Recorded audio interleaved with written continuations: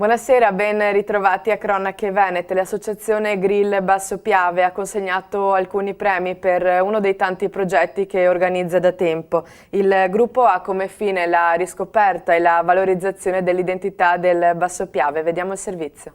Questa sera ci troviamo presso l'auditorium del Centro Culturale Leonardo da Vinci di San Donà di Piave con l'associazione Grill Basso Piave che presenta il premio Identità del Basso Piave. Innanzitutto una parola sulla vostra associazione. L'associazione è sorta da un gruppo di appassionati che facevano ricerca sul nostro territorio che è il Basso Piave e dal momento che ci accomunava questa passione ci siamo riuniti in associazione e ci siamo messi in luce soprattutto nell'offrire quello che era il frutto delle nostre ricerche e anche l'esperienza.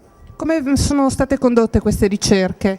Le ricerche potremmo dire che sono svolte attraverso l'osservazione antropologica, diciamo, ma ha anche risvolti un po' pionieristici, un po' diciamo dettati da quelli che erano gli individui del Basso Piave di un tempo. Loro ci hanno consigliato i metodi, le metodologie da adottare durante queste ricerche. Mazzanti Editore ha pubblicato 3 libri che riguardano il Basso Piave, una realtà linguistica del territorio.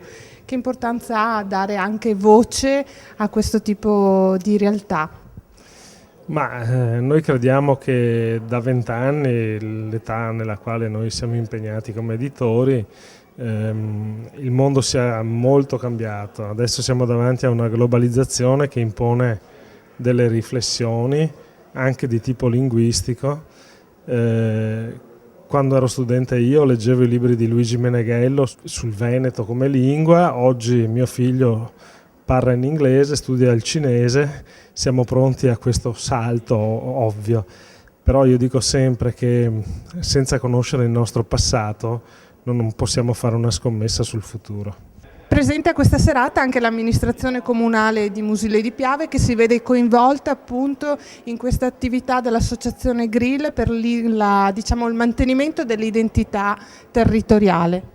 Sì, mantenimento e ricerca più che altro. Io ho condiviso da subito questa iniziativa perché intanto è stata presentata molto bene, è un'associazione seria e poi coinvolge i ragazzi e le docenti ovviamente in maniera particolare per una ricerca che secondo me è importante al giorno d'oggi, che si tende magari a lasciar perdere il passato per vari motivi. Invece credo che sia un input importante per i ragazzi e per le scuole. Anche la Regione Veneto è presente questa sera nella persona dell'assessore Stival alla scoperta dell'identità del Basso Piave, l'importanza appunto di mantenere una conoscenza di quello che è il nostro passato.